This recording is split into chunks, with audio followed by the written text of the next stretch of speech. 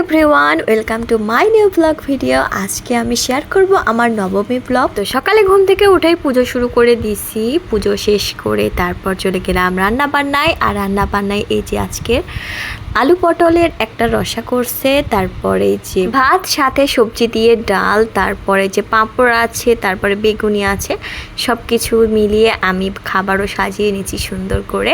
যেহেতু নিরামিষ আজকের আয়োজনে এতটুকুই ছিল।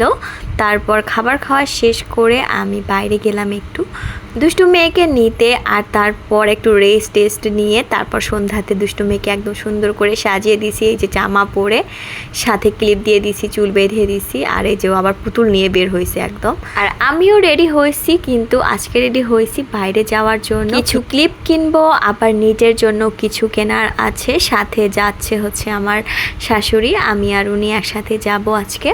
তো রিক্সায় উঠে পড়ছি আমরা দুজনেই। আর এই যে দেখো বড় একটা জ্যাম লেগে গেছে। এইবার যতবারই আসছি রাস্তায় ততবারই জ্যামে পড়ে যাচ্ছি, আর বসে থাকতে হচ্ছে অনেকক্ষণ ধরে। আজকেও আমার দুষ্টু মেয়েকে রেখে আসছি, আর রেখে আসলে আমার চিন্তা বেড়ে যায়, এদিকে লেটও হয়ে যায় অনেকটাই। তো রিক্সা থেকে নেমে প্রথমে চলে গেলাম চুরিপট্টিতে। এখানে এসে কিছু ক্লিপ খোঁজা শুরু করে দিছিলাম। সেগুলো খুঁজতে খুঁজতে আসলে অন্যান্য কিছু জিনিসও কেনা হয়ে গেছিলো আমার। আর তারপর আবার শাশুড়ি চলে গেছে এই যে মশলা এগুলো কিনতে। আসলে যেটা দেখছিল সেটাই কিনে ফেলছিল, যদিও আমরা এগুলো কিছুই কিনতে আসিনি। এদিকে বাজারও করে ফেলছে। এইগুলো আসলে পাইকারি দোকান ছিল, যার জন্য অনেকটাই দাম কম ছিল, আর অনেকটা দাম কমের জন্য এখান থেকে যা দেখছিল সেটাই কিনে ফেলছিল। কেনাকাটা শেষ করে এই যে দেখো হাত ভর্তি নিয়ে নিছি।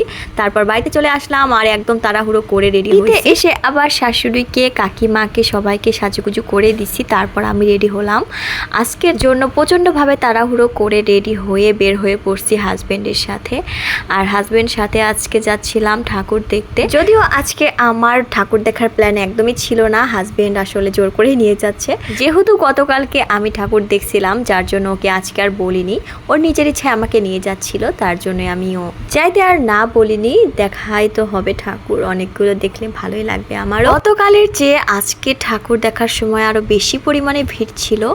আসলে আজকে সবাই বের হয়েছে আমার মনে হয় ঠাকুর দেখতে। দুজনে হাত ধরে ঠাকুর দেখছিলাম। আসলে ঠাকুর দেখতে একটা পার্টনার লাগে, আর যেটা বিয়ে করলে তোমরা অবশ্যই পাবে, যেমনটা আমি পেয়েছি। এই যে দেখো সাথে সাথে আছে আমার সব সময়, সাথে পিকও তুলে দিচ্ছে, ভিডিওসও বানিয়ে দিচ্ছে। সব মিলিয়ে আসলে এমন পার্টনার থাকা জীবনে অনেক বেশি জরুরি। তো দুজনে হাত ধরাধরি করে এইভাবে ঠাকুর